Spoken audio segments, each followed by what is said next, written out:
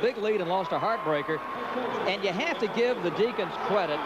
They only let Carolina beat them once that day. They've come back to win 3 in a row. Of course, Wake Forest has a veteran lineup, Bob, in addition to an outstanding sophomore in Rodney Rogers, and a veteran crew can respond to that kind of adversity, and they can also respond to the kind of excitement that we have here today. Indeed. It's Wake Forest and those 4 senior starters with their last shot against the Blue Devils at home. We'll have the opening tip-off right after this word from Pepsi. Today, Pepsi announced a new slogan. Mere words? Or is the taste of Pepsi so big, America's really got to have it? Gotta have it. It's something I felt for years, but never had the words to express. If it's so popular, how come everybody's drinking it? Henry's only regret is that he started drinking Pepsi this late in life. The phrase, gotta have it, strikes a chord deep in the human psyche. Domino's Pizza presents Naismith Award winners. After Lou Alcindor dominated college basketball in the late 60s, it hardly seemed fair that John Wooden's UCLA Bruins would have another great center. But Bill Walton was a more than worthy successor, surpassing Alcindor to become the leading rebounder in UCLA history. That was just one of the many reasons Walton and the Bruins continued to dominate the NCAA, and that Walton became the first 3-time Naismith Award winner in 1972, 73, and 74.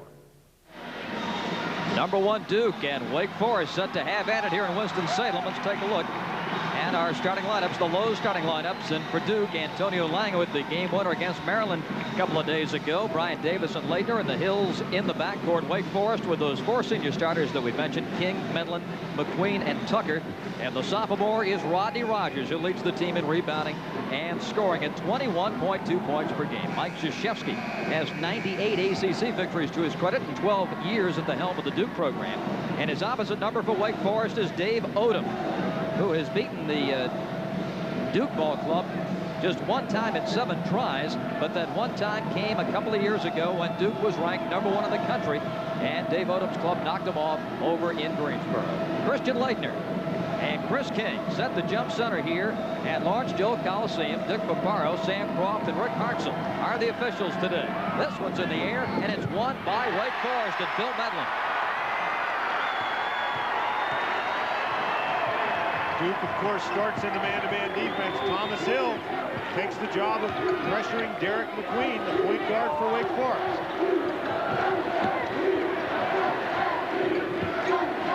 Here's McQueen. Working up top now, King, guarded by Brian Davis. Shot clock down to 20 seconds on the initial possession of the game. Medlin inside King, missed it on Leitner, clearing the rebound.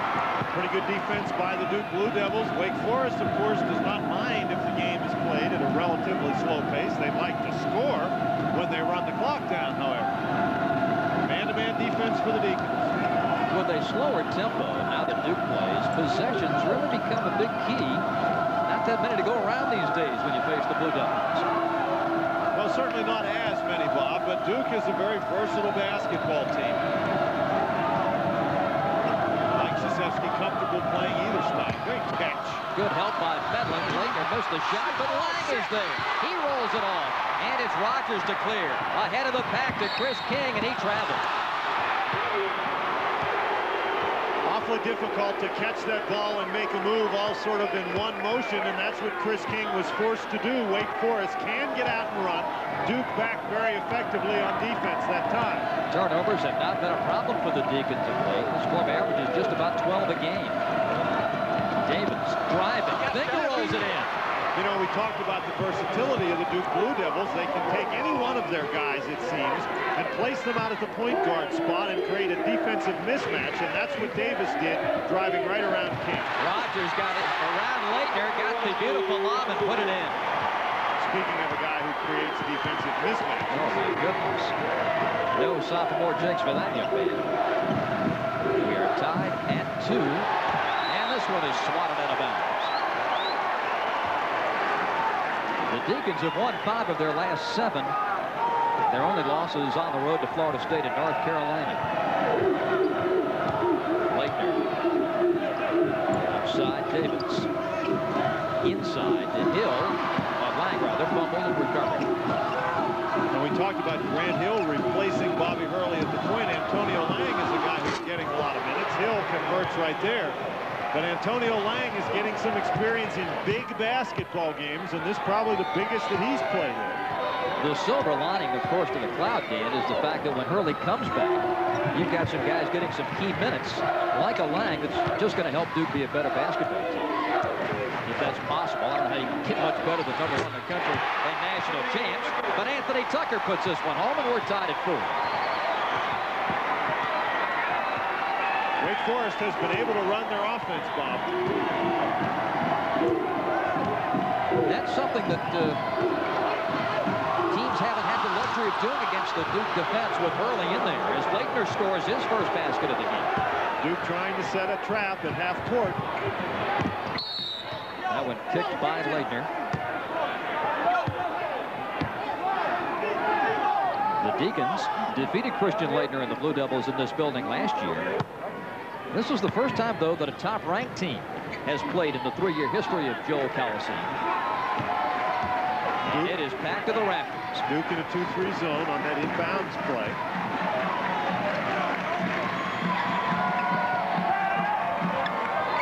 Duke leading 6-4. Medlin inside, cutting beautifully to the hoop. Chris King puts in his first bucket. Nice look, nice cut. Coming from behind that zone. Tough to see the cutter. King with a very aggressive cut. Good catch shot. Tied at 6.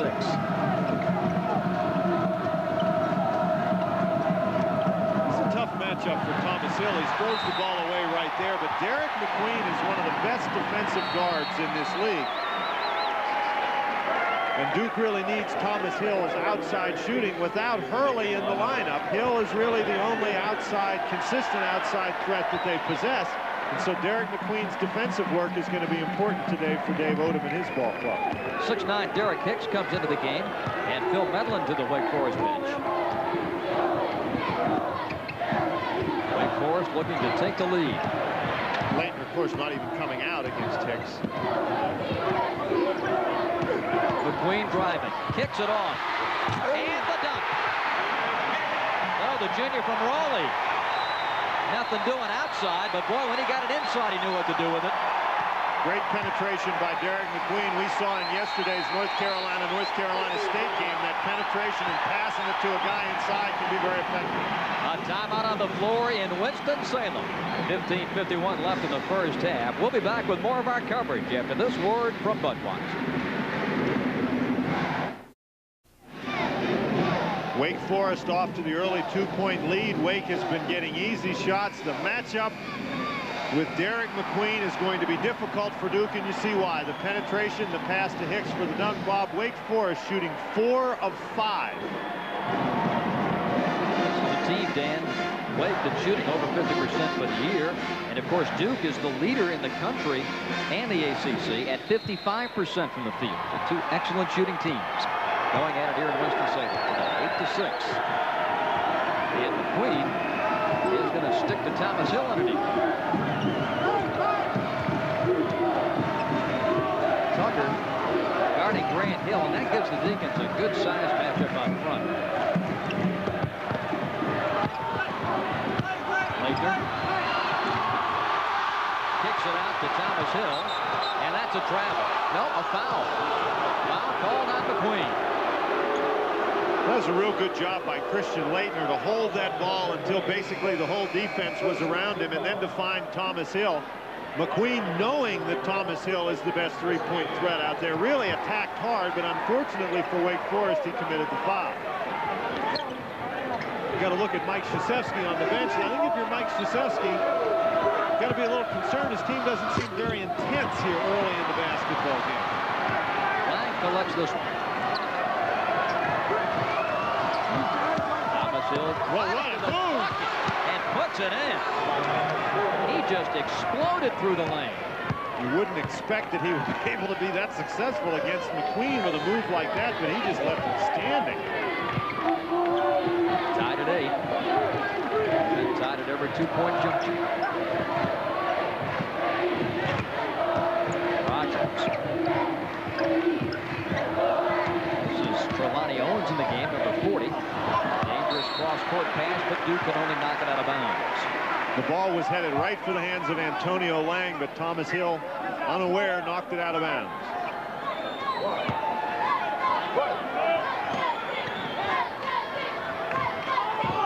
Lob intercepted by Thomas Hill. Deacons have turned it over twice in the opening moments. Inside, Leitner lays it in. Nice, great job by Leitner to get himself positioned inside and then keep going to the basket. Hicks just not strong enough to hold him out of there.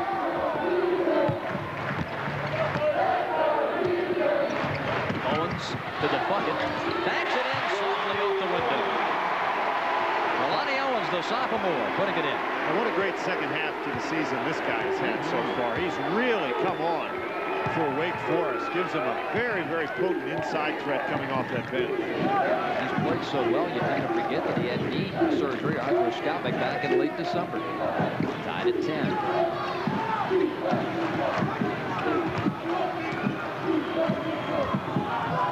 Leitner on the baseline. Backs up behind the three-point line. You still have to guard him out there. Here's a travel by Lang. Stay tuned at halftime for details on how you can help choose the True Value Dream Team. 10-10, 13:36 left in the first half.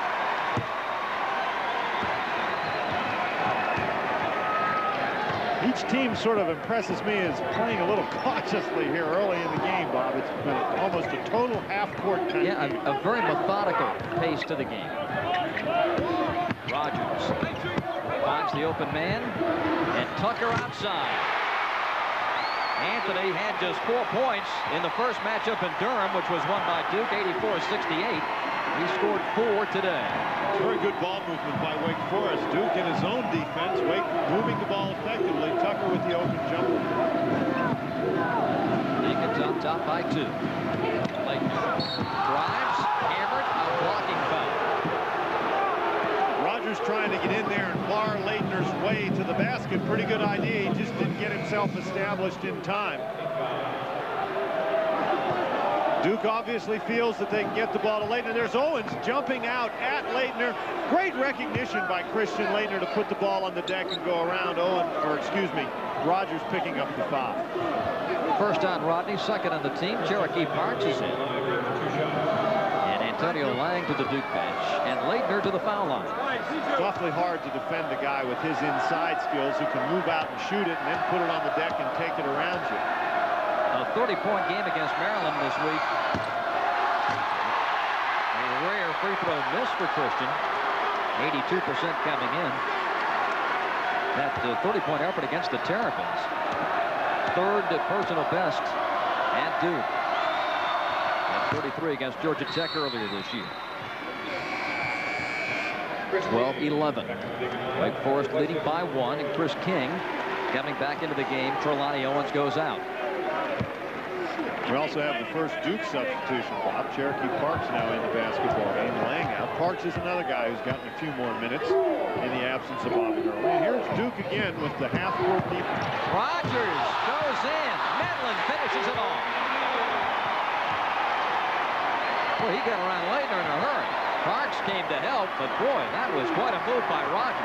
It's a great move by Rogers, and Leitner was mesmerized by the move, Bob. He continued to stand outside, so when Rogers missed, nobody was there to battle Medlin for the ball. And Rogers takes it away from Parks, and Grant Hill catches up with the play and tips it away.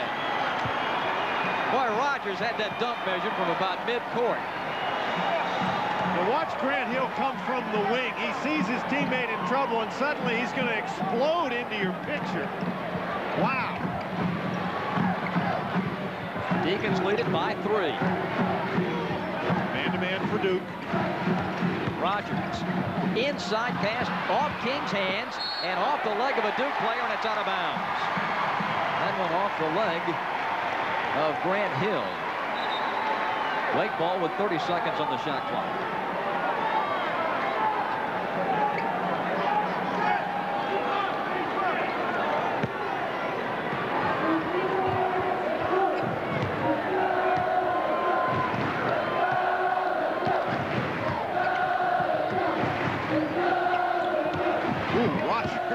job getting position inside. King back to Rogers, fakes, lays it in. Everybody on the Duke team had a swipe at that basketball, but Rodney Rogers sticking it in the basket. 16-11 Wake Forest. And Duke still looking for a spark. Parks, Medlin the rebound.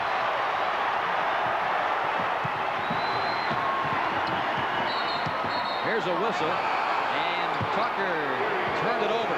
Carried the basketball at the top of the key. We've got a timeout on the floor here in Winston-Salem with 11:32 left in the half. Wake Forest up by 5. You'd rather walk than drive an American car. You think no. On the strength of 8 for 10 field goal shooting, Wake Forest off to a 5-point lead. You wonder why you got to sort of be strong to play inside. Watch Rodney Rogers, moves Leitner out of the way, deals with Grant Hill and Brian Davis.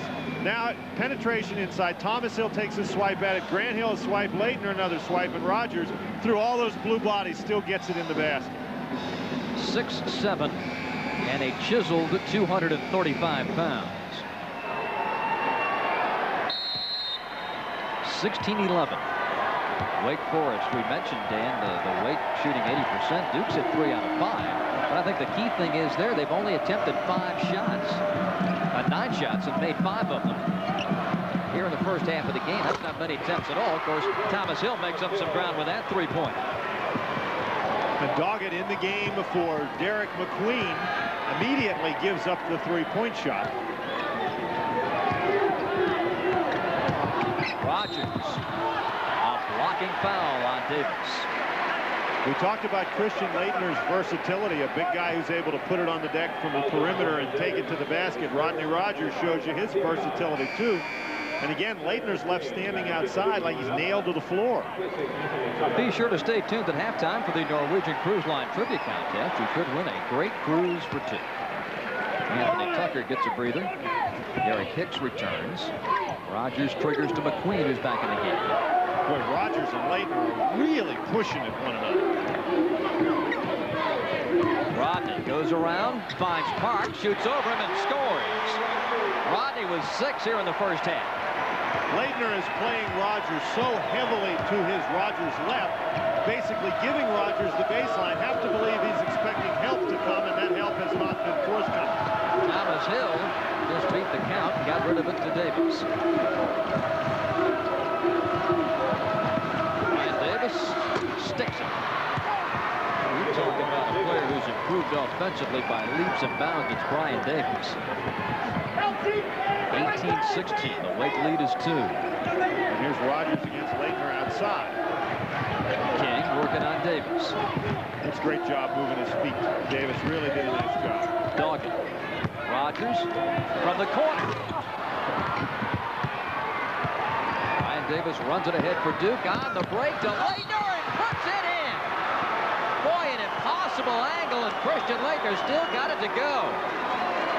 What a pass, what a catch. The big guy out running the floor. I don't know how Davis sees to make this pass, but the one-handed grab by Leitner, he's able to control it and get it up to the basket and gives Rodney Rogers a little elbow for good measure as they separate. It's a very aggressive play by Davis, a lot of confidence that his big guy is going to catch the ball. Leitner shows that confidence not misplaced. That was a great catch. 1 for 2 at the line for Leitner. Missed that one. Medlin and Rogers, and it's going to be Rodney to get credit for the rebound. 2 fouls on Rogers now with 9:50 left in the first half. Tied at 18. McQueen. And that is a foul on Duke. Leitner's first. Second team foul against Duke. And that's really a big foul because that negates a Duke turnover. Right here, some nifty ball handling by McQueen. Gets it inside, tries to pass it. You see Brian Davis coming up with the basketball. Leitner just not able to control his body. Runs into McQueen for the foul.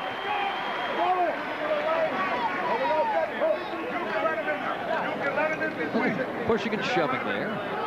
Lecture time from Dick Picaro.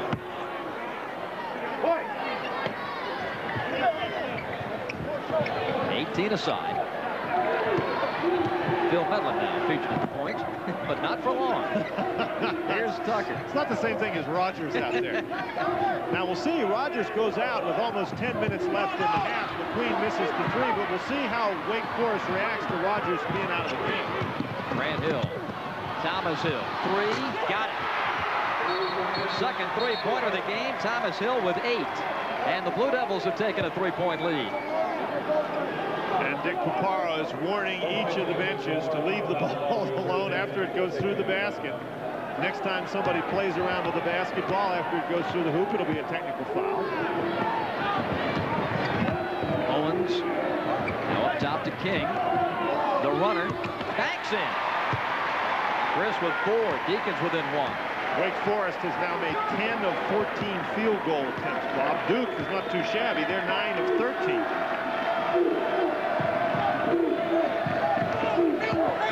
Thomas Hill floats another one home. Double figures for the 21st time this year, and he's done it in the first 12 minutes of the game. Tipped by Park, stolen by Davis. And when Duke gets that turnover, they're able to turn it into a fast break. Mike Krzyzewski slows them down. Yeah, we saw the Leitner lay-in. We saw the Thomas Hill three-point shot a minute ago in transition. Now back to the half-court game. On the cut, Grant Hill. Up and in. Well, I think the Duke Blue Devils really feel like they have an advantage against Wake Forest in the half-court game because of their overall versatility and their size inside. And doing it, too, with Rogers waiting to get back into the scorer's table. Tucker inside. King has to rainbow it. Left it short. Tipped by Medlin. Rebound to Owens.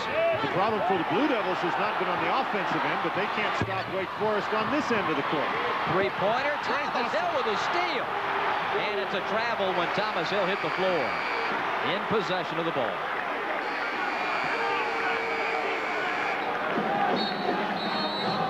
And we've got a timeout here in Winston. Back after this word from our good friends at Budweiser.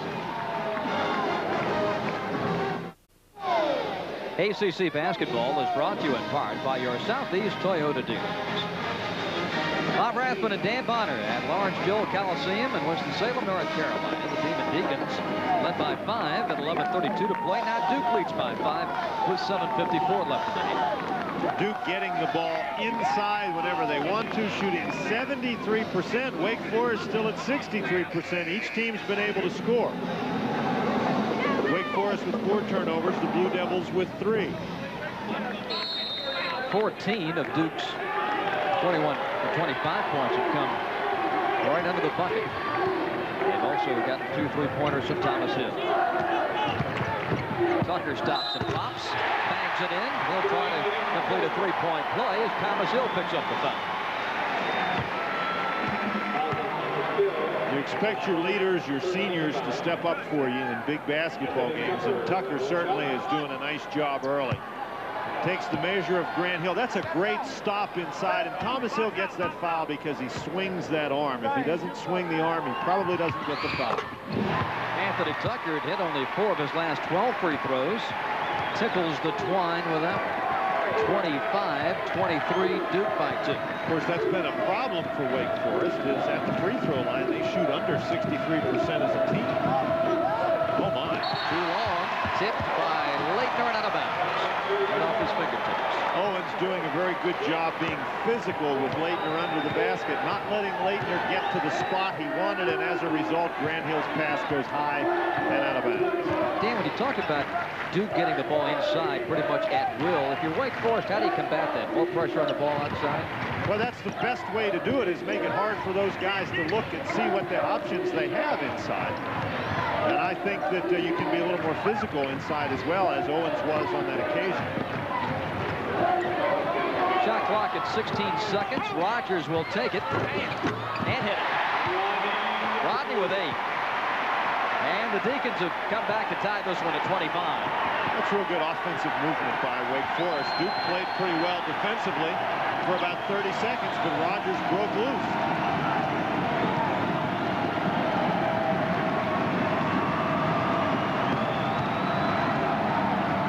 Thomas Hill trying to post up inside against McQueen.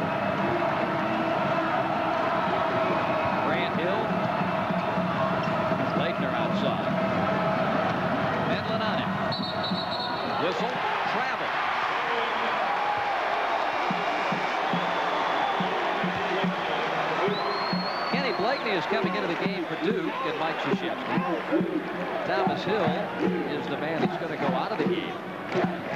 That'll move Grant Hill, at least defensively now, down inside. He's going to take Tucker. They'd love to post him up. Here's Medlin. With Medlin in the ball game, Leitner really playing his defensive position in the center of the lane, trying to help out.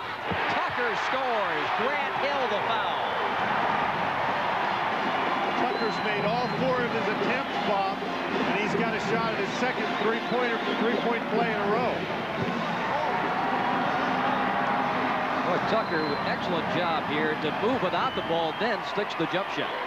Tucker with the one dribble gets Grant Hill moving away from him with the real good stop immediately up for the shot. And now we've got a technical foul. A technical foul has been called. I believe it's against Mike Krzyzewski. Dick Paparo coming over. I think it's against Leitner.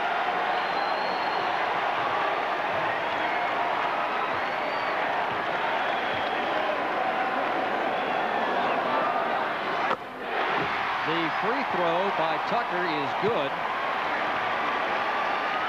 Are they calling a contact technical on Leitner? Or just unsportsmanlike contact? Okay. Now the announcement on Leitner. Well, of course, under the new rules, if it's a contact technical foul, even though it's a technical foul, it would count against Leitner for his 5 fouls toward disqualification. But if it's just an unsportsmanlike technical, then it will not count against the 5. And so we're going to have to get that clarified by the official scorer at some point. Well, Tucker puts it home. And the clarification being whether it was ruled as a contact technical foul or just an unsportsmanlike technical foul. Well, Christian's going to come out of the game, and of course the Wake students are going nuts, and along with the rest of the fans. And Wake Forest has run off 9 points in a row, Bob. They have gone from 5 down to 4 up, 29-25, and looking for more. Rogers, it's out of bounds. Wake possession. Last touch by Lang. Duke's going to try to pick up the defensive intensity now. We understand that it was not a contact technical, therefore it will not count against the 5 fouls for disqualification. So Christian Leitner gets an unsportsmanlike technical. So the Deacons leading 29-25. 5:45 remaining here in the first half. Rogers. Inside it goes, and Davis just pushing King from behind, picks up his second foul. Davis pushing King with his lower body. Gets those legs in there, just moves him right out. That's an excellent call. It's only 5 team fouls against the Blue Devils.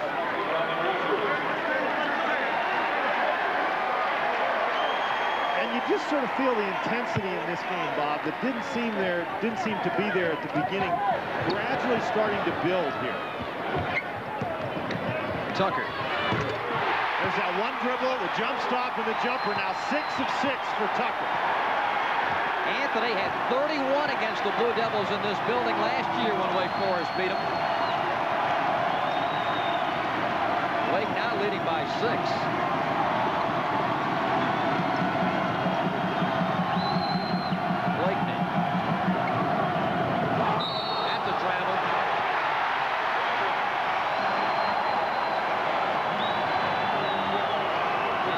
Comes right back into the Duke lineup, and Davis will go out.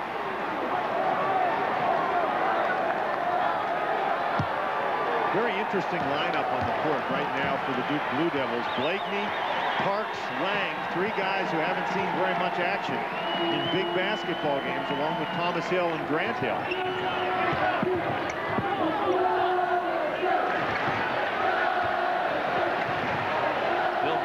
For some help, squeezes it into McQueen.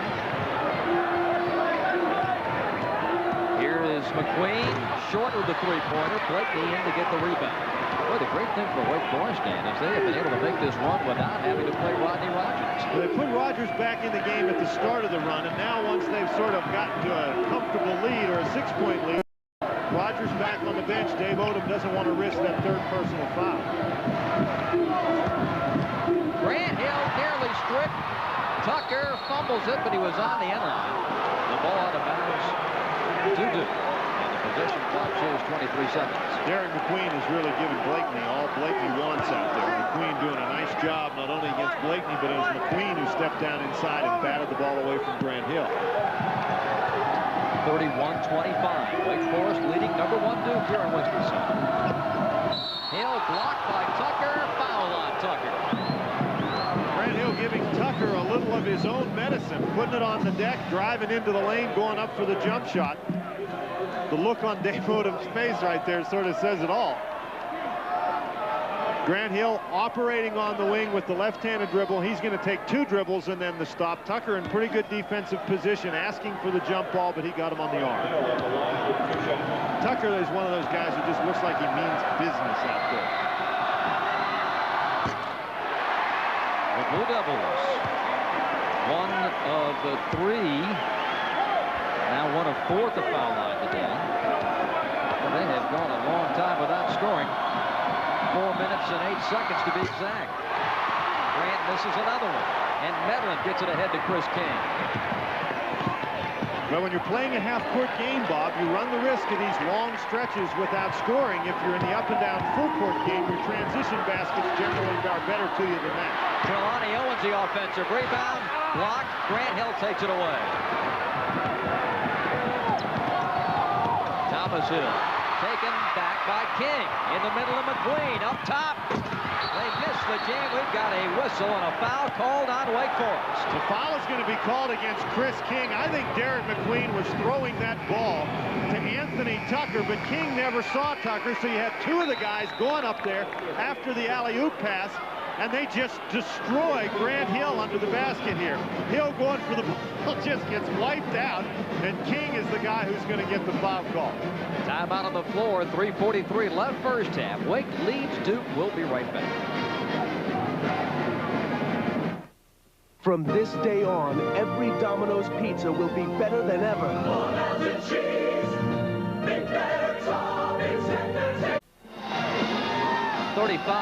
31-25, Wake leading Duke here.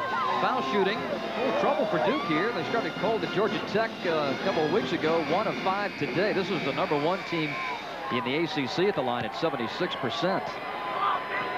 The announcers for this game selected and compensated by Raycom and Jefferson Pilot Sports, and the use of this broadcast without their express permission is prohibited. And we give it grudgingly. Here's Davis out front to Thomas Hill. 3:30 left in the half. Leitner back in the game. Wheeling up and off. Lang has it. He finds some room and gets fouled. Or I should say makes some room. And the personal on Trelawney Owens. You get the ball inside to Leitner, and he really draws a crowd. And because once everybody come to Leitner with the dribble, the pivot, now here comes Owens. Nobody's available to block out Lang, who sort of shoved Owens out of the way to get the spot. Antonio looking for his first points of the game. Rodney Rogers coming back for Wake Forest with 3:24 left in the half, and Rogers with 2 personals. Of course, Lang was the guy who had that big offensive rebound against Maryland, and it was on exactly that kind of a play. Leitner shoots the ball, draws the help. Nobody's available to block out Lang. Antonio had 12 points and 6 rebounds in that game against the Terps. He picks up his second foul shot right here. 31-27. Wake Forest leading. Duke went nearly 5 minutes without scoring. 4:54.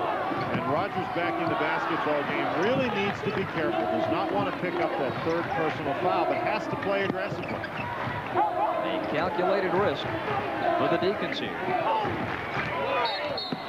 Travel on Derek Hicks. Bob, earlier in the basketball game, Leitner was playing back in the lane area and letting his man handle the ball outside. That time you saw Leitner get out, put some pressure on Hicks, and as a result, Duke creates the turnover. Wake Forest leading by 4, 2:55 to play first half. When Leitner really getting bounced around inside. He takes a full walk out of bounds. He's trying to sneak in.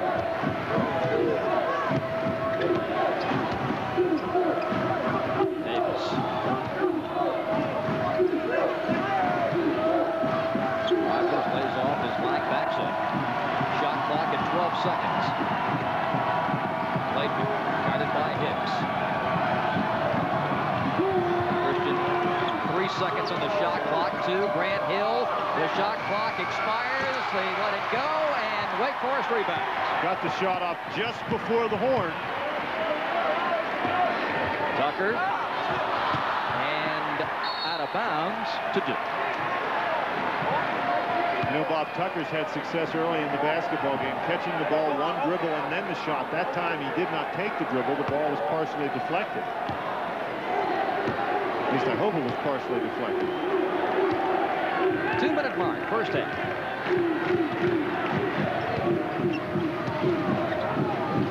When you're playing that transition game, Bob, and getting baskets from turnovers, you don't have to earn every one. Duke, as Davis misses that one, they've had to struggle for every basket basically they've gotten today, playing against the set Wake Forest defense.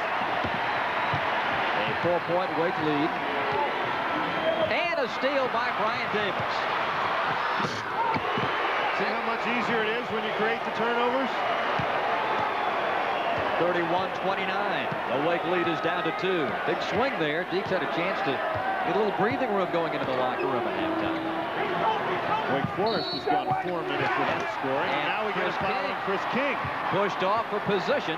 His second foul. So it's a foul and a turnover. That will give Wake Forest 17 fouls, so Duke will have a chance to shoot some free throws.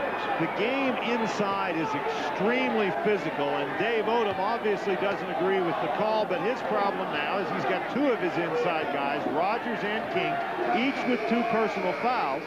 And this game is just so physical, it looks like you're going to need them all before the end of the game. There's Rogers and King. Brian Davis to shoot 1 and 1. We talked about Derek McQueen's defense against Thomas Hill, but I think we have to say something about Thomas Hill's defense against Derek McQueen. They haven't really called the name of McQueen on the offensive end of the court. He has not scratched. 7 points for Brian Davis. Bill Medlin coming into the Wake lineup. Derek Hicks to the bench. And Marty Clark waiting at the scorer's table for Duke. He'll come in for Davis if Brian can hit this free throw. 1:18 remaining.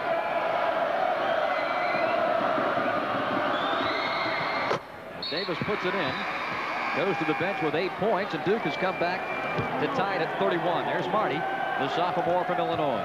Bob, and as you said, Duke went almost 5 minutes without scoring. Wake Forest, the last time they scored was with 5:18 left in the first half. So they're over the 4-minute mark now without a point. Rogers, that's an offensive foul. Offensive foul on Rogers. Rodney's third. And how many times do you see it, Bob? A guy in foul trouble either fouls out of the game or gets himself in much deeper on the offensive end, not on the defensive end. And that's what happened to Rodney Rogers. So he must come out in favor of Owens. Rogers with that left hand just pushes Antonio Lang away, and not much contact there. But the contact obviously gives him an advantage in that he can get open, and that's a call you have to make. 1 and 1 for Lang.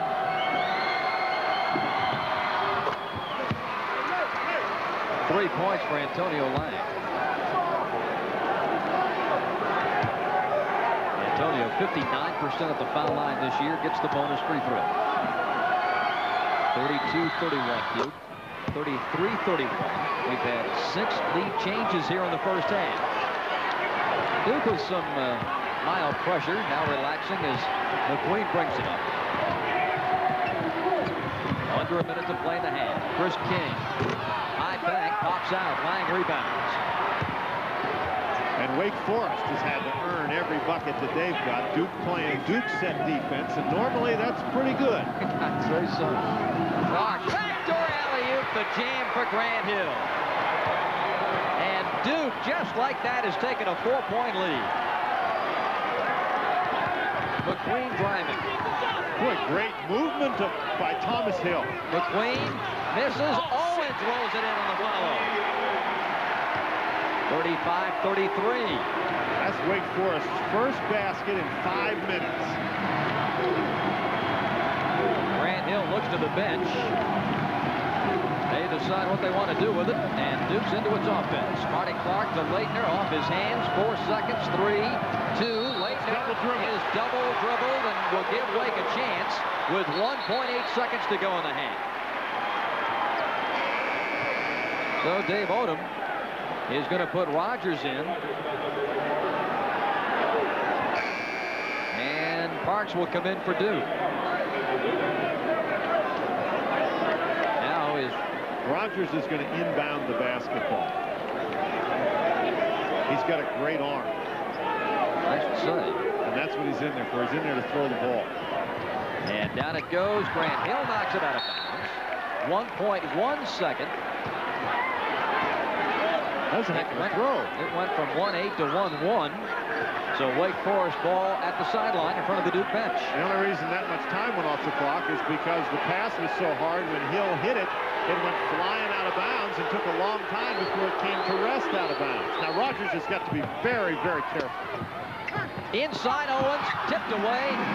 Duke will go to the locker room with a 2-point lead. Intense. And the 2-point margin would indicate these two teams that first met in a college game in this state in 1906.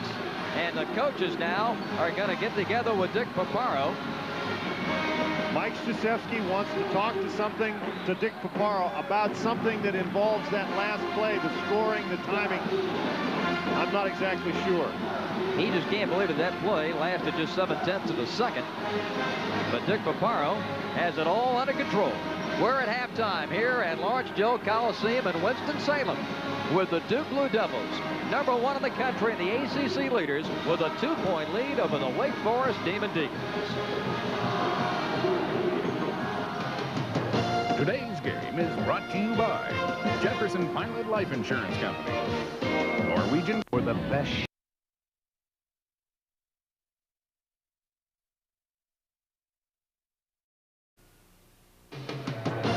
Let us take a look now at the Budweiser scoreboard. Get you up to date on what's going on elsewhere. One other ACC team in action today, and it's number 16 Florida State, the Seminoles in the second half. That game being played, by the way, at the Suncoast Dome in St. Petersburg. DePaul leading by 2. Ohio State with a 4-point lead over Indiana today. In Columbus, that's the first half score. They've reached the half in Columbia with Missouri leading by 10. Also in college basketball today, Big East leaders Georgetown with a key win at the Carrier Dome. 72-68. Georgetown defeats Syracuse, and Georgia coming off a big win.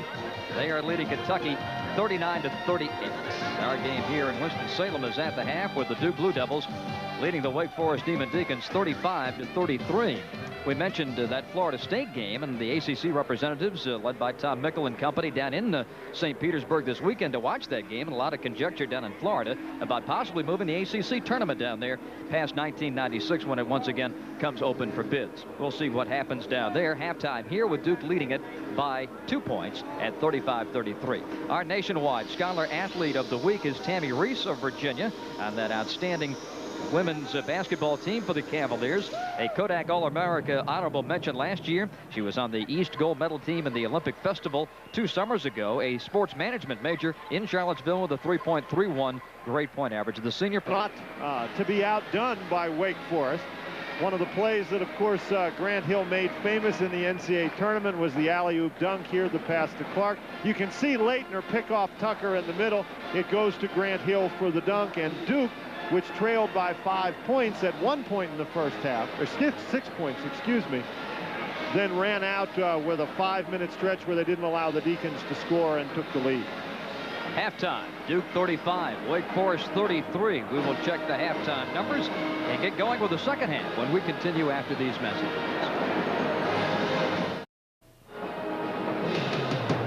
Raycom and Jefferson Pilot Sports exclusive coverage of ACC basketball is brought to you by Ford, Nationwide Insurance, a AT&T, Gillette, Nations Bank, Infinity, and by Domino's Pizza. If you call Domino's now, you'll be enjoying our new pizza with more melted cheese, big, better toppings, and a tender, tastier crust. Stay tuned for the Nations Bank Players of the Game Award. Nations Bank will contribute $1,000 to the Atlantic Coast Conference to be distributed among the member institutions under a conference-approved plan. That is the Nations Bank Players of the Game to be awarded near the end of our broadcast. U.S. Air halftime statistics, outstanding field goal shooting for both teams. Duke at 65%, Wake Forest at 55%. But Duke has been able to convert those 9 Deacon turnovers into 14 points, and they haven't been getting those kind of transition baskets the last 4 games. Interestingly enough, we're talking about a game that's almost exclusively a half-court game, Bob, and Duke has a couple of three-pointers made. Wake Forest doesn't have any, and when you're talking about a half-court game, those three-pointers can be a real factor. And for the Duke Blue Devils, Thomas Hill has 10 points. He's 4 of 4 from the field, including 2 of 2 from beyond the three-point arc. Here's the leading scorers in that first half. Thomas Hill with those 10, as you mentioned, Dan, atop the heap for Duke, and Anthony Tucker, who playing Duke here brings out the best in him, it appears. 13 first-half points today. Rogers with 8, but with an asterisk because he has 3 fouls to carry into the second half of play. And one of the names that you don't see up there for Wake Forest among the leading scorers is Derek McQueen. The Duke Blue Devils doing a real good job against McQueen, who comes into the game averaging 11.5 points a game. And a young man who had his career high against Duke a few years back with 20, had 11 in the first matchup with the Blue Devils in Durham. But he has been silent in the scoring column. Duke basketball to start the second half. Well, interestingly enough, Bob, McQueen has attempted 4 shots today, missed them all, but they've all been three-point shots. Grant Hill, Thomas Hill, Leitner, Lang, and Davis, the Duke second half starters. McQueen, Medlin, King, Tucker, and Rogers for the Deeks, and Lang with the stick back. And again, you see Christian Leitner getting the ball, taking it to the basket. As a result, the Wake Forest help has to come, and nobody's available to block out Lang.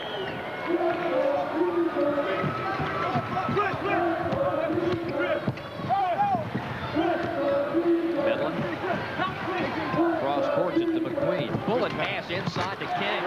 Nice spin move to the bucket. Chris with 6.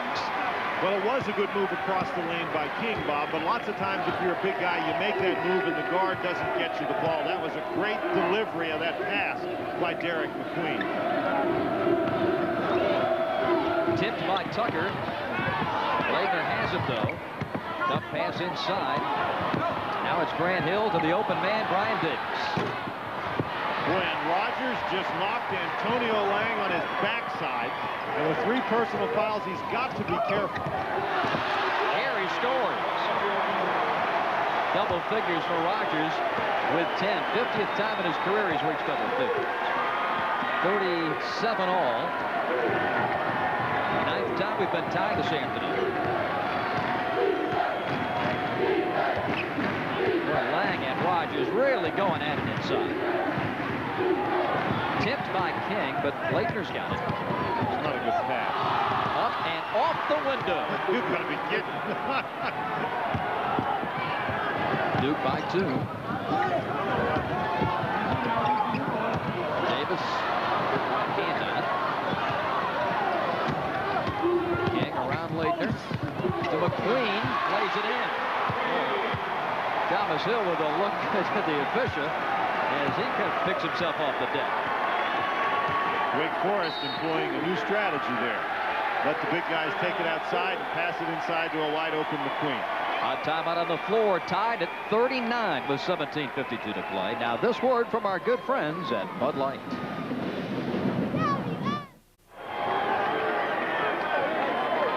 Everybody cheering on the Deacons here at Lawrence Joel Coliseum in their own special way.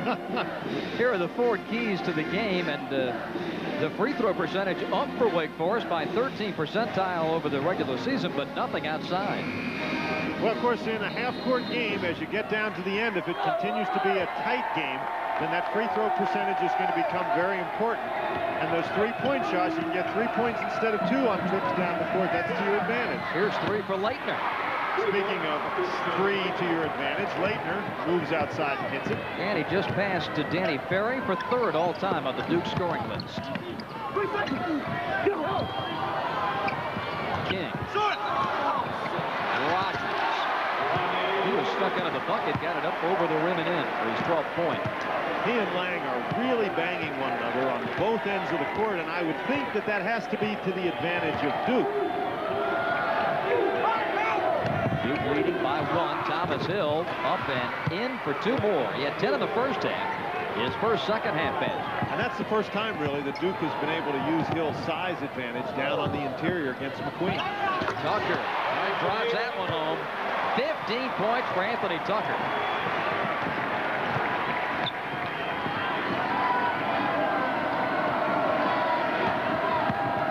Grant Hill barrels in. Tough shot. Tipped up and in. That's Grant Hill, tipped it up and in. Tipped in his own miss. Everybody standing around watching the basketball, but not Grant Hill. What a great job to bounce up. 46-43. Duke leading. 16:25 to play in the game. McQueen. Missed opportunity from 3-point range. Duke playing a little zone that time. Grant Hill ahead. Davis. That's a block on Medlin.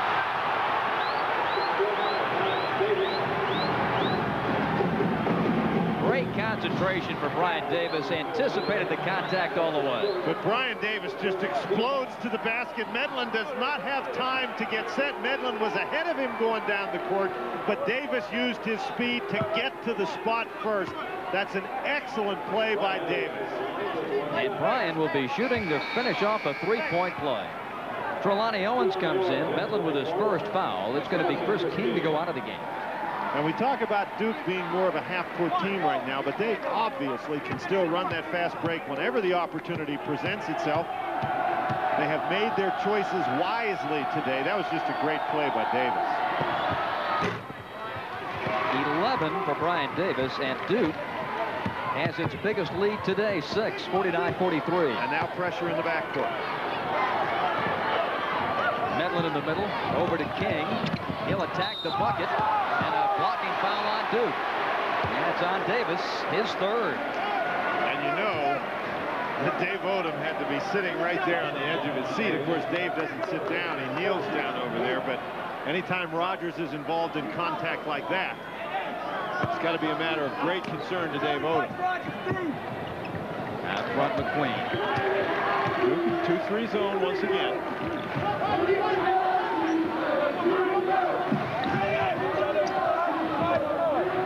The outside strength is Lang picks it out of bounds, and a reset of the shot clock. The outside strength for the Deeks right now with McQueen and Tucker, but Derek's been awfully cold from the outside. Now with Duke in the zone defense, you get a lot of different guys who can put bodies on Rodney Rogers. Now Leitner's a big guy, but I don't know that I would want to match up with Rodney. Wake Forest is a team, Bob, that shoots the ball very well from the floor, but they get an awful lot of their buckets inside. They're not really a strong perimeter team. Tucker really the only long-range threat of the 5 guys on the floor right now. McQueen is cold. Owens. They don't have to worry about it outside. They've got Rogers inside. Duke trying to defend the perimeter in that particular defense. Wake Forest, with their patience, just drew the Blue Devils further and further from the basket, and then some excellent passing results in the score. The Duke lead stands at 4. Here's Leitner all the way in. And the foul's going to be called against Tucker. Leitner just exploding to the basket. Second foul on Anthony Tucker. What you have to hope if you're Wake Forest is that the help is going to come very quickly. I thought they called the foul against Tucker, but I couldn't tell from the replay. Could have been Owens, could have been Medlin. There was a lot of guys that got a piece of Leitner as he was going by. They've officially given it to Medlin, his second. Christian Leitner's 13th point of the game. On that replay, you could see clearly Wake Forest simply not stepping into the path of Leitner quickly enough. The help not coming soon enough, and as a result, Leitner gets 2 from the free throw line. He's got 14 points in the game. Deeks attack quickly. Rogers inside Tucker, and Leitner got him on the arm. Second on Christian. Last year when Duke played it here, they established the all-time attendance record. They have broken it today. 14,673. The paid attendance here in Winston-Salem.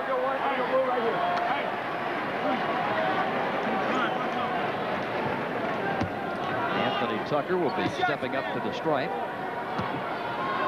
He's in some very big offensive games, as you can imagine, for Wake Forest. He averages 12.5 per contest. Misses the free throw, though. He's hit 3 out of 5 in the game. Dave Odom complaining about the activity of the Blue Devils on the free throw lane. Lang rebounds. So there was that foul shooting you talked about, Dan.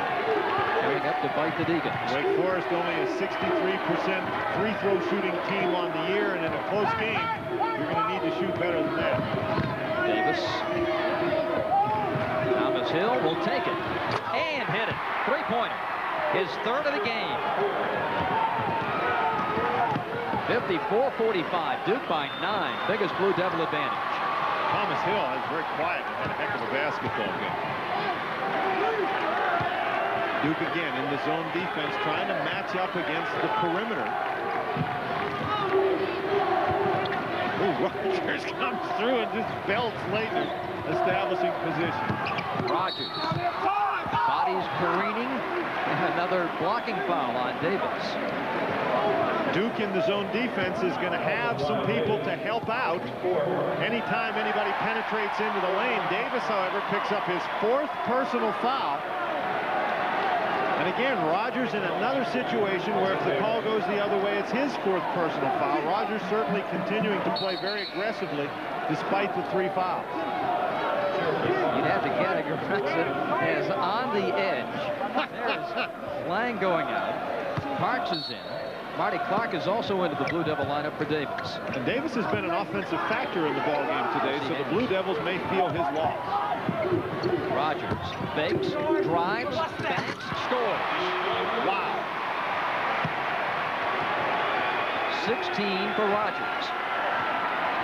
He's made all 4 of his field goal attempts in the second half.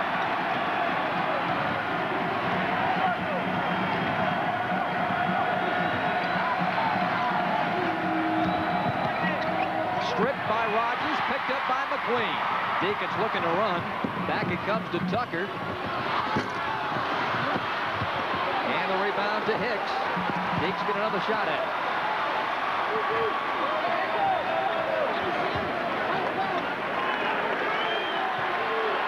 Now McQueen with it. Setting up against the Duke zone. That was an important defensive series for Wake Forest. They need to convert now on the offensive end. Rogers inside to Hicks. Back to Rogers. Around Parks. Hill came over. Ball out of bounds. Last touch by Duke. Boy, Rogers got himself in there, surrounded by Blue Devils. I don't know how Wake Forest kept the ball. 13 minutes remaining in the game.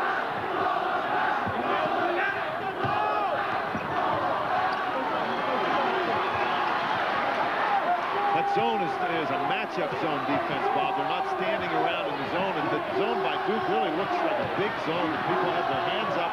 It's tough for Wake Forest to see. McQueen pushes it too long. Tipped by Leitner and controlled by Leitner. Christian back up to Hill now. Parks is the guy that slammed that ball to the floor, Bob, with a great play. He couldn't get the rebound, and then nice hustle by Leitner to go run it down. Leitner taking a breather. Don't blame him.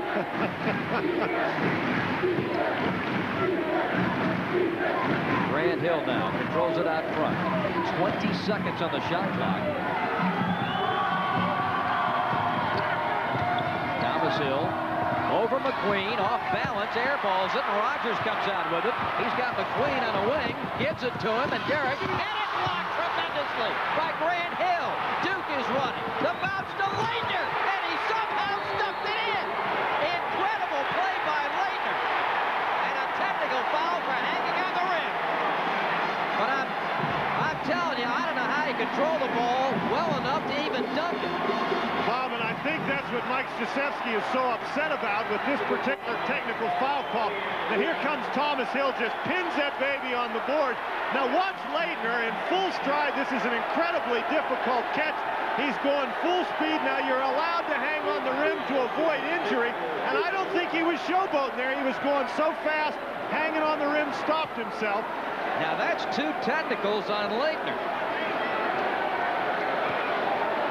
That's not an unsportsmanlike technical there, though. Leitner, I think, with swinging the feet is what got that technical foul call. Mike Krzyzewski would make the argument and did make the argument that Leitner was simply trying to keep himself from running into the basket support. Derek McQueen hit the first free throw. And the second. 1 for 2. Missed the first free throw. He's got 3 points in the game. And a timeout on the floor. 11:51 left in the game.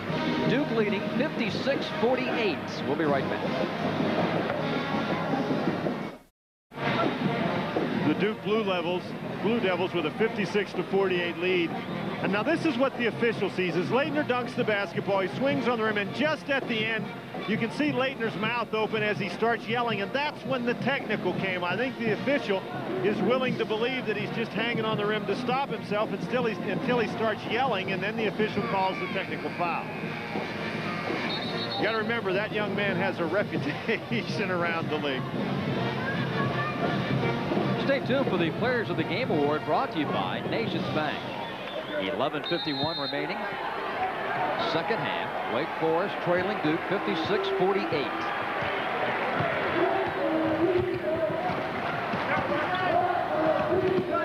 Here's Rogers. Right by Leitner. Going baseline is Rodney. And he puts it home. 18 for Rogers today. He had 18 the first time these two teams met at Durham. Little confusion on the part of the Blue Devils, Bob, about who was matched up against whom.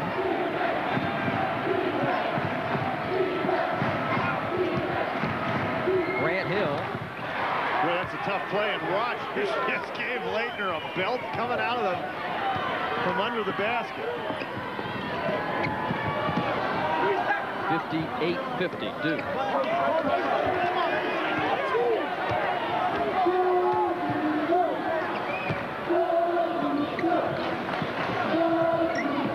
Here's Rogers around to Tucker. Duke stays in the zone. Rogers. A great play by Grant Hill. Reached around, got a hand on it to knock it loose. Held ball. Possession arrow favors Wake Forest. 10:40 remaining in the game. You take a look at the arrow and the keeper of the arrow. And to Dave Odom, the keeper of the arrow. 10:40 left in the game. 58-50, Duke leading. And Anthony Tucker to get it in.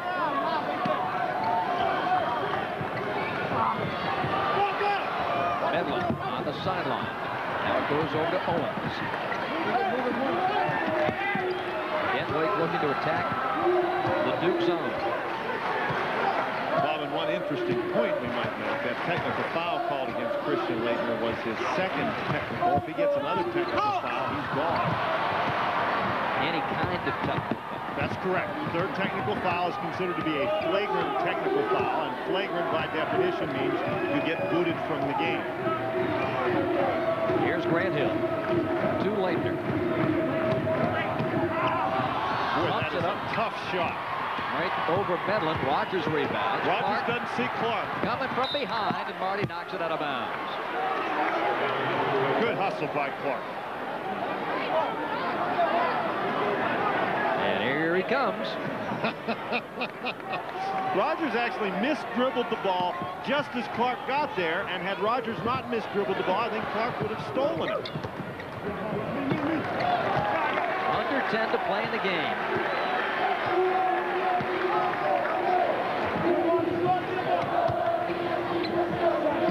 Wake's offense down to a crawl against the zone. In, it's tipped, and Clark had it, lost it. Owens out of bounds.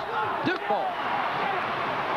Well, the Duke zone defense, again, is a matchup zone defense. It's a very big zone because everybody's got their hands up, and they're really doing a good job playing in the passing lanes.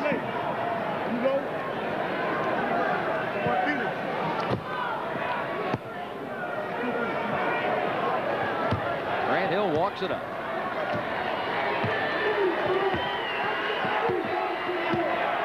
You'll see Leitner come into your picture here in a moment. He's down in midcourt. Duke starting to spread the floor just a bit here.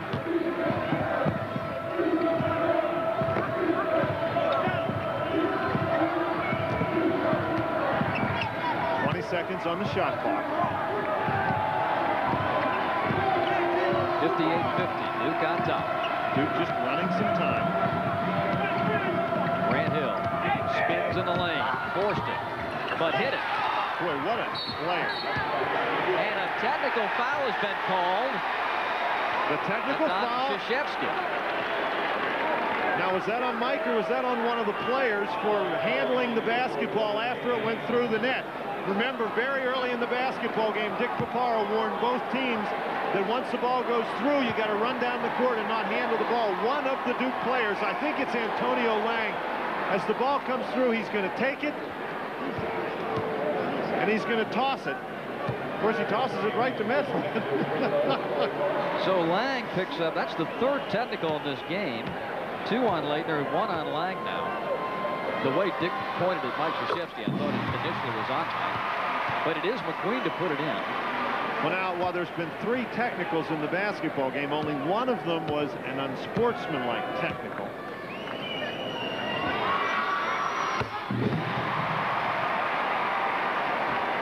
You really have to be careful as to which technical is in charge to whom, and those that are applied to the head coach. Well, any unsportsmanlike technical is applied to the head coach, and you get 2 unsportsmanlike technicals. Wake Forest has picked up 5 points on Duke technical fouls. Let me back up and say if there's 3 unsportsmanlike technicals, that's the coach's limit. None of them have to be on him, but if you have 3 unsportsmanlike technicals, then the coach gets thrown out of the game. If the coach gets 2 himself, then he's more. So a lot of technicals. This could be a war of attrition. It's all over with. Tucker lays it in. These are very technical points on that. 17 for Anthony. Deeks within 6. And the crowd becoming a factor with 8 minutes and 25 seconds to go. And Duke's not going to run the clock as they did the last trip down the court. Thomas Hill, baseline. No, tipped by Leitner, yes. Great job by Duke to get it inside to Hill against the smaller McQueen. And again, it's an example of the Wake Forest help coming to the shooter and then nobody being available to block out somebody else. And this time the somebody else is late. David Rasmussen, number 35, is into the game for Wake. Tucker inside. Tries again, and that time Lang was there to get in his way. Wake Forest has been able to get the ball inside against the Duke zone. You have to convert that particular play the first time around if you're Tucker. The second time, it's a great defensive play by Lang. 62-54, Duke spreading it out. Geez, what a spot if you're Rasmussen with your throwing basketball. Of course, he's known as a three-point shooter, so that maybe has something to do with his insertion into the line. Oh, my. Picked off by Clark was Rasmussen, but Hill left it short. Now McQueen gets it ahead. Here's Rasmussen. Hammered. Grant Hill nearly blocked that one with his shoe.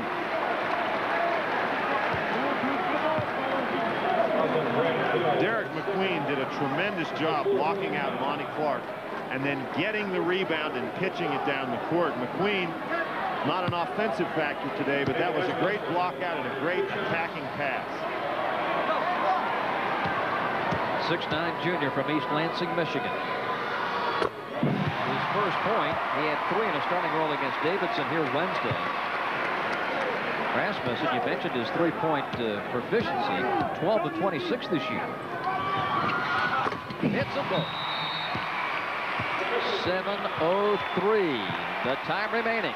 As we take another look at that last Wake break, it's 62-56 Blue Devils. We'll be back after this word from our friends at Bud Light.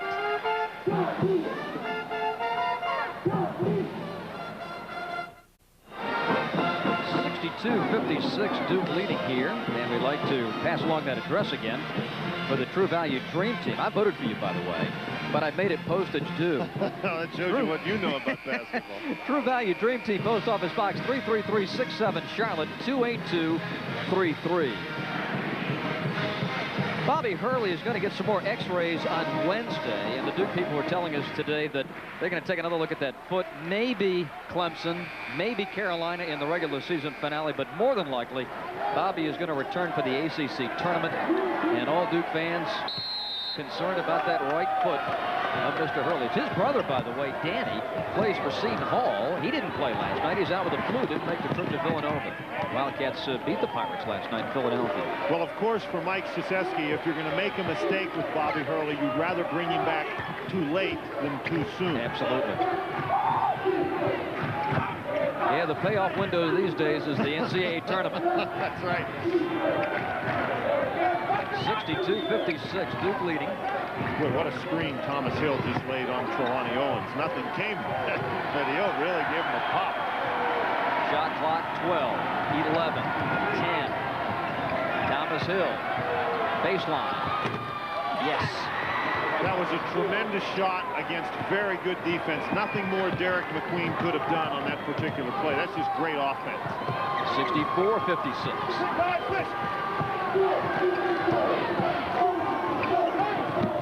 Rasmussen doesn't even have room to sweat. Grant Hill up on him. Here's Tucker. And the foul. And Thomas Hill. His second. Duke could not have played that particular play any better than they did, Bob. We're seeing another example where Wake Forest just makes a great offensive play. That was a perfect pass and a perfect catch, and Hill committed the foul, but there was very little else that he could have done. Anthony Tucker steps to the line once again. He has scored 17, but missed his last 2 foul shot opportunities.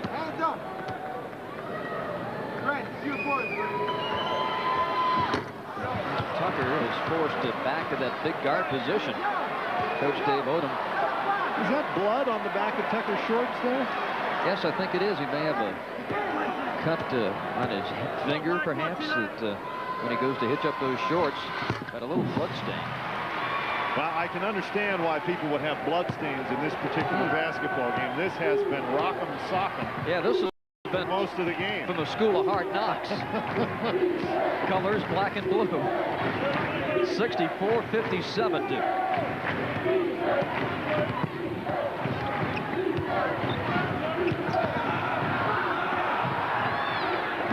Again, Duke spreads the floor.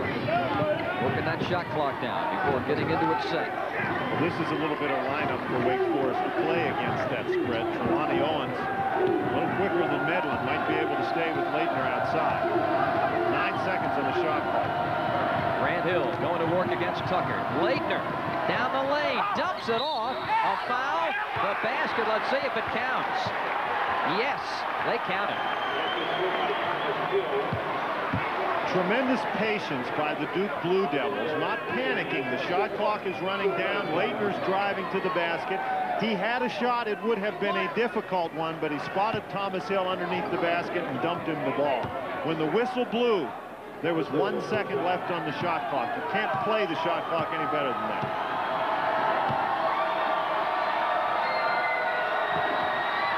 Thomas Hill, folks, has scored 20 points in this game. And remember, Derek McQueen is yet to score yet, and Thomas Hill's been matched up against him when Duke has been playing the man-to-man, so Hill has had a tremendous game on both ends of the court. Yeah, the only contribution really for McQueen has been the technical foul shots. And we have had a bunch of technicals in the game. And again, if you join this late, Christian Laettner has 2 technical fouls. Antonio Lang got 1. Tucker. 20 for Tucker today. And Wake Forest has taken a timeout with 4:51 remaining. It's an 8-point deficit for the Deacons, and we'll continue after these words. Bob Rathbun, Dan Bonner back in Winston-Salem. Duke's leading by 8, but a couple interesting points to make, Dan. One is the Wake Forest team foul situation. They've still got 3 to give before Duke goes to the 1-1, so it's going to allow Dave Odom to go for some steals, a gambling defense to get back in it here. And I think that's an important point. You've got to play very, very aggressively. You don't particularly worry about the foul because you do have those 3 to give. Each team has 2 timeouts left. Owens pokes it away from Laettner. There's That's exactly what you're talking about. You can afford to be very aggressive here. Tucker gets the foul. But again, you play that aggressive defense. You try to get the basketball. This is only an 8-point game, but the way this game has gone, it's been a rather slowly paced game. 8 points actually is a pretty big lead.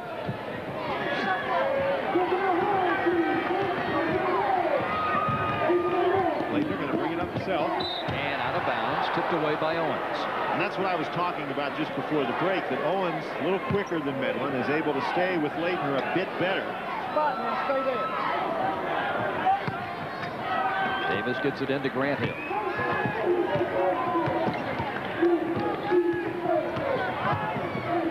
And you'll note that they've switched, and McQueen is now matched up against Grant Hill on the defensive end. Laettner back out to Thomas Hill. Duke with the luxury of the lead, taking their time, burning that clock. They did it very effectively in their last possession, running the clock down to 1 before scoring. Now stands at 11. Grant Hill, whistle. 5-second violation. That's why you put Derek McQueen on Grant Hill. McQueen able to exert great pressure on the basketball. One thing we haven't seen that much with Grant Hill at the point are teams coming after Grant, getting his shirt, and really playing heads up. Inside, Rogers, Grant Hill there, tied up, jump ball and hell ball, possession to Duke. And that's, as a result, that's a turnover. Great defensive hustle inside. Third Wake turnover this half, 12 for the game. But a costly miscue. And we're waiting while we get the floor wiped up. 3:58 left. Pressured by the Deeks. McQueen on Grant Hill. Boy, that was pretty close to over and back. Laettner got those feet down just in time. Laettner throws to the wing. Grant Hill whips it inside. Thomas Hill blocked by Tucker. Deacons, though, are still trailing by 8. They've made a couple of very fine defensive plays, but you need to score. Rogers double. Back out to McQueen. He hasn't hit one all day, but hits one now. And the Deacons take a timeout. Down by 5, 67-62 Duke with 3:23 remaining. We'll be right back.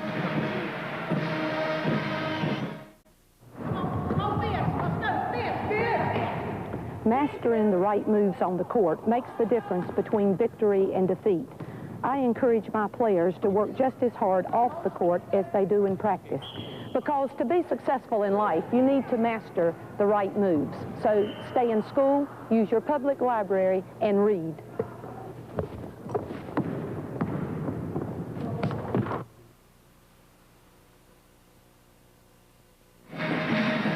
Wake Forest draws to within 5, and Derek McQueen, who has been relatively quiet all day, 0 of 5 from three-point range before that shot, cans it. That's what cuts the lead to 67-62. McQueen only 1 of 7 from the field overall, now 2 of 8 Foul trouble. Davis picked up his 4th with 14 minutes to go in the game. And of course, Rogers had 3 in the first half, none in the second. And you cannot say that Rogers has played delicately in the second half. He's been out there banging away. They don't call him the Durham Bull for nothing. Now, Leitner's got those 2 personal fouls. Christian Laettner also has 2 technical fouls. So Christian Laettner can't afford anything like hanging on the rim or touching the basketball after it goes through the hoop. Both teams have shot spectacularly well. Duke 63, Wake 58. 5-point Duke lead. Deacons still have 2 fouls to give.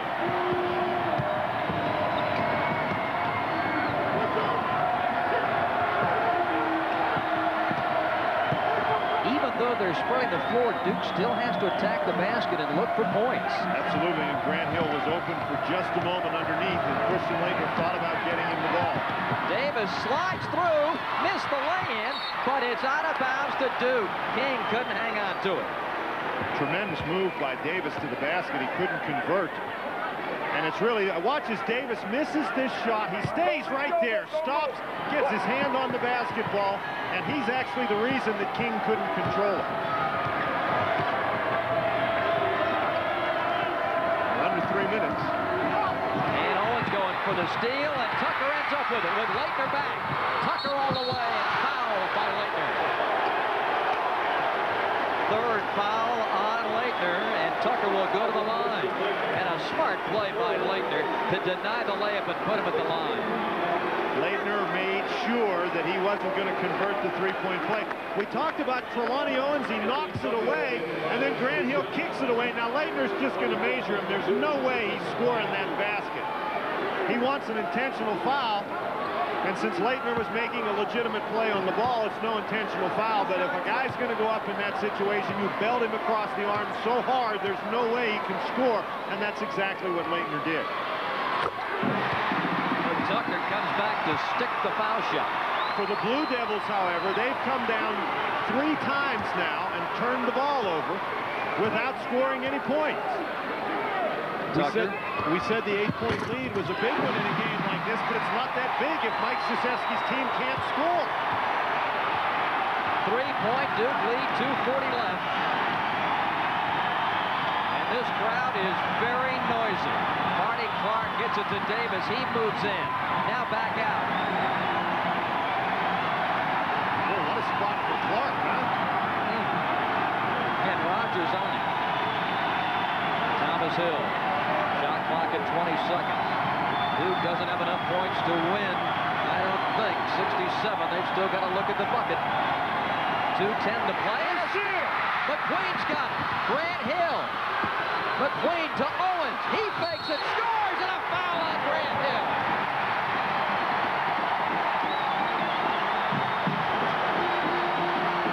McQueen had nowhere to go and shoveled it to the trailing Owens. This place is going bananas.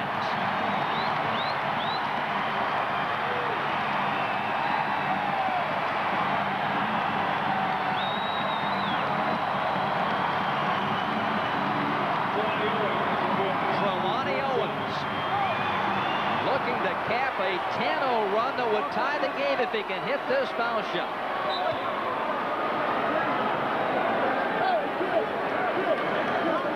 McQueen made a great play, Bob. A lot of guys would have gone down there and thrown the shot up, but McQueen made the pivot, turned around, and this guy hustling down the court. Tied at 67. First tie since late in the first half at 39 all. 67-67. Duke with it. Bob, and I think the pressure that Derek McQueen's been able to exert on the basketball has been significant in this run. The Duke 8-point lead is evaporated, but Brian Davis will go to the line. Davis got himself down in the corner. 5-second count was approaching the end, so he really had to shoot the ball, drew the foul. Chris King's 3rd foul, and Davis to the line, where today he's 3 for 3 and has scored 11 points. Shooting 2.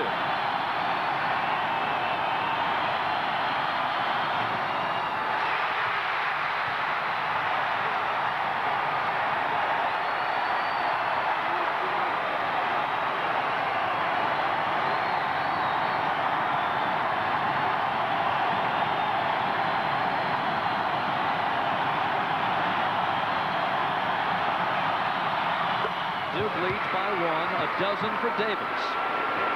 Wake brings it up, 1:42 to play.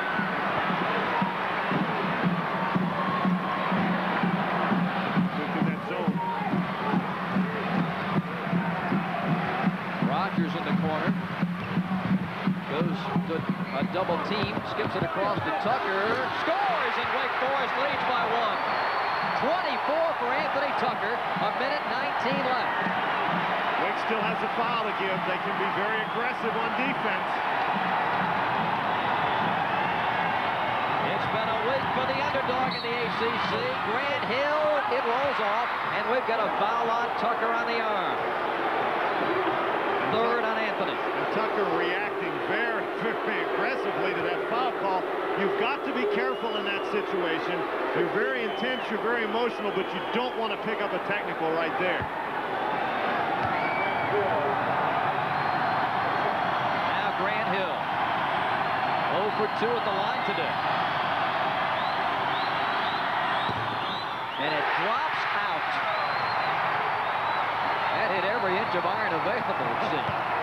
1:08 to play. Deacons 69, Duke 68. Gotta get the net, not the iron.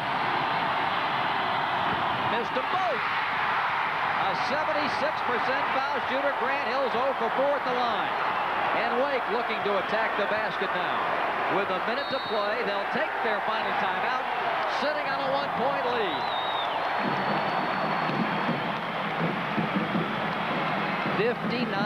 58.9 seconds remaining in the game.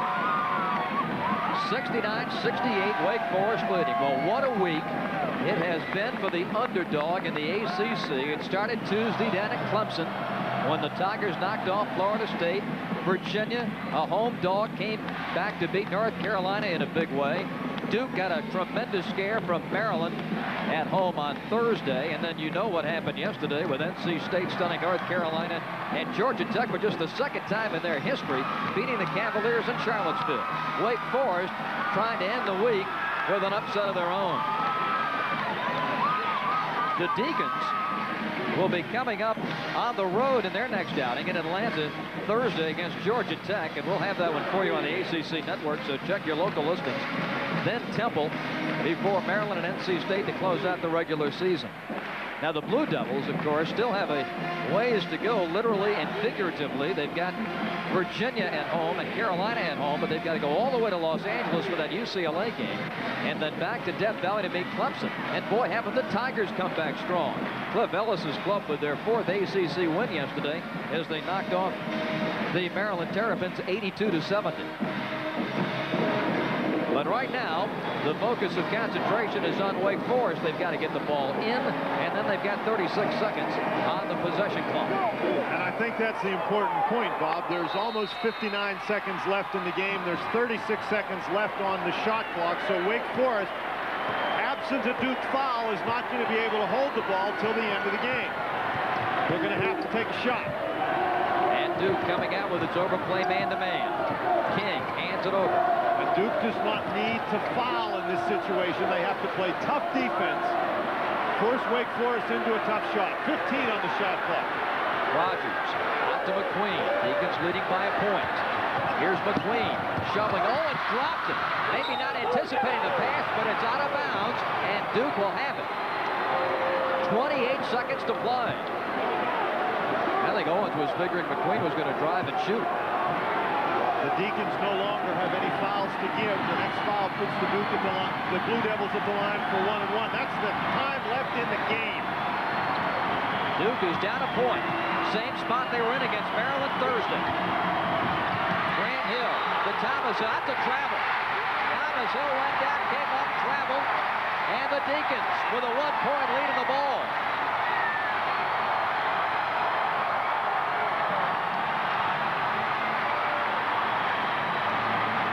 Trelawney Owens to get it in. 13.1 seconds remaining.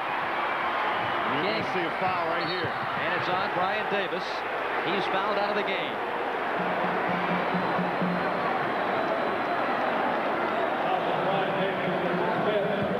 Chris King will be the man at center stage. And he'll be at the line for a 1-and-1. King, 2/3 of the time, hits him. He has hit, Dan, 16 of his last 20 foul shots, but has not been to the line in this game. Marty Clark will be the Duke sub, and Mike Krzyzewski using the time allotted to make some final points, and Clark comes in. 11.8 seconds. Well, if you're the Duke Blue Devils, even if he misses the free throw, you've got to take the ball down to the offensive end and do something that Duke has not done very effectively for the last 3 minutes of this ball game, and that's score. King to the line.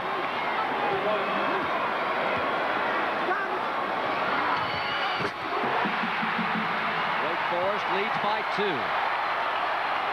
70-68. 11.8 seconds to go in the game.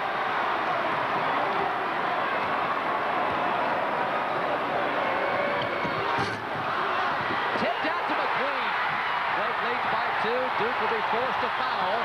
Rogers fouled by Hill with 5.2 seconds left. Now the Deacons really have a chance to put it out of reach here. There's only 5.2 seconds left. If they can both free throws, they can just about nail it down. But for Dave Odom's squad, that big if with canning the free throws. Indeed. That's not money in the bank for Wake Forest.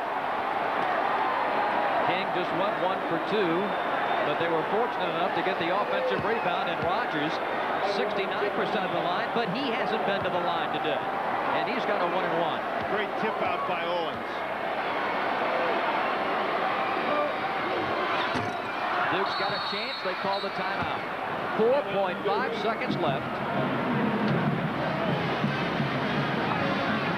And the Blue Devils will have the basketball, trailing by 2. Bob, strategically, if you're Mike Krzyzewski and the Duke Blue Devils, you don't need the three-point shot.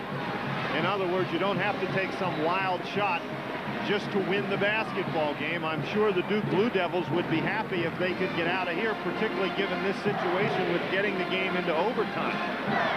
So if you're Wake Forest, you have to defend the whole court. It's not like the situation that Georgia Tech had earlier, where all they had to worry about earlier against Virginia, where all they had to worry about was defending the three-point shot. Yesterday, Virginia's down 3. They have to take the three-point shot. In this situation, Wake Forest up by only 2. The Duke Blue Devils can take the 3, so Wake does have to defend that. But Duke can also get the ball closer to the basket, and so that has to be a concern for Wake Forest as well. The key here, though, is with 4.5 seconds, you don't have any time at all for any fooling around. I was just going to say, Dan, to you, advancing the basketball in that initial pass up the court is so crucial. Dave Odom is telling his players if they're going to catch the ball, make them catch it in front of you. For his team, he doesn't want any passes going over their heads. You want to make them catch the ball so they have to penetrate by your entire team. You don't want them to throw it over the top. Duke's got to go 94 feet. Grant Hill, long down to Leitner. He's got it. And the travel. Oh, he stepped out of bounds. He stepped out of bounds.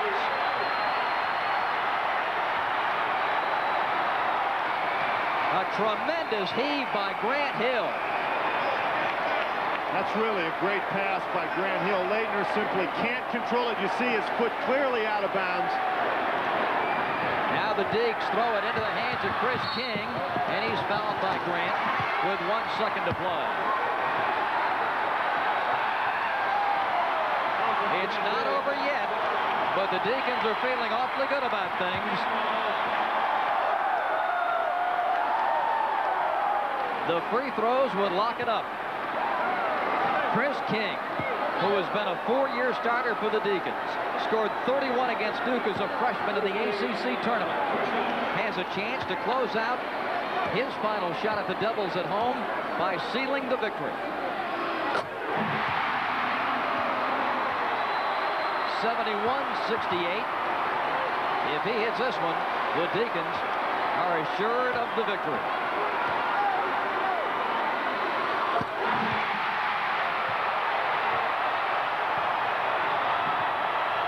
Leitner will toss it. The Deacons continue the upset trend in the ACC.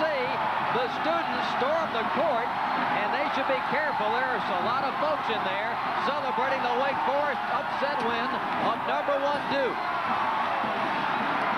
72-68 the final score.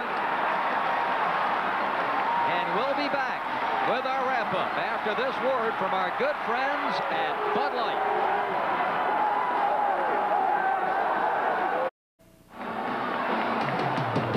ACC basketball has been brought to you by Budweiser, Nationwide Insurance, Central Fidelity, Pepsi,